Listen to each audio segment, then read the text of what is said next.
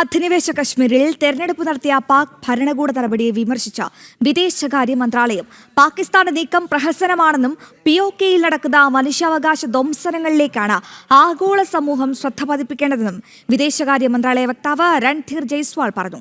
പാക് സൈന്യത്തിന്റെ ക്രൂരതയിലും കൊലപാതകങ്ങളിലും വലിയ പൊതുജനരോക്ഷമാണ് POKയിൽ ഉയരുന്നത്. പൊള്ളയായ ശ്രമങ്ങൾ കൊണ്ട് യാഥാർത്ഥ്യം മറച്ചുവെക്കാനാകില്ല എന്നും രൺധീർ ജയ്സ്വാൾ കൂട്ടിച്ചേർത്തു. ആദ്യം ആ പ്രതികരണം കേൾക്കാം.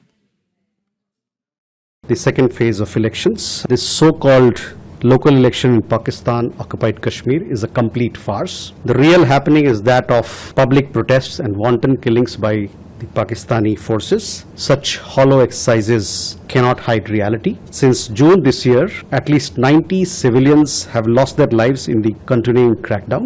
Many more have been injured, as you have seen. The Pakistani establishment has answered public discontent with bullets, blackouts, intimidation and repression, and now seeks to manufacture legitimacy through a hollow electoral exercise.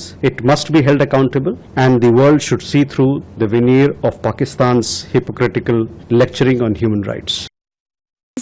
ഈ പാക് അധിനിവേശ കശ്മീരിൽ തെരഞ്ഞെടുപ്പ് നടത്തിയ ഈ പാക് ഭരണകൂടത്തിനെതിരെ വലിയ രീതിയിലുള്ള വിമർശനങ്ങൾ വരുന്നുണ്ട്, പ്രതിഷേധങ്ങൾ വരുന്നുണ്ട്. സ്വന്തം രാജ്യത്തിൽ നിന്ന് പോലും പാകിസ്ഥാൻ ഇത്തരത്തിൽ മറുപടി പറയേണ്ട ഒരു അവസ്ഥയിലേക്കാണ് കാര്യങ്ങൾ പോകുന്നത്.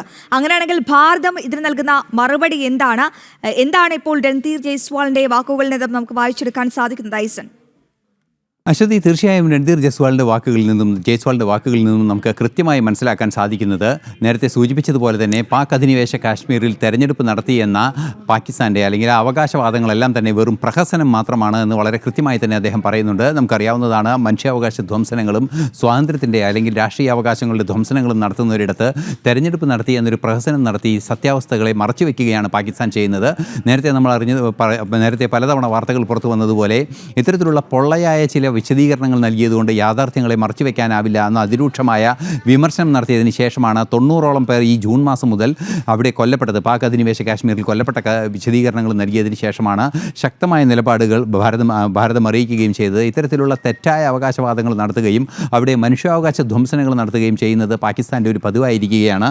അത്തരം നീക്കങ്ങളുടെ ഭാഗമായി തന്നെയാണ് ഇത്തരം ഏതെങ്കിലും അവകാശവാദങ്ങൾ ഉന്നയിക്കുന്നതെന്നും വളരെ കൃത്യമായി തന്നെ അദ്ദേഹം പറയുന്നുണ്ട്.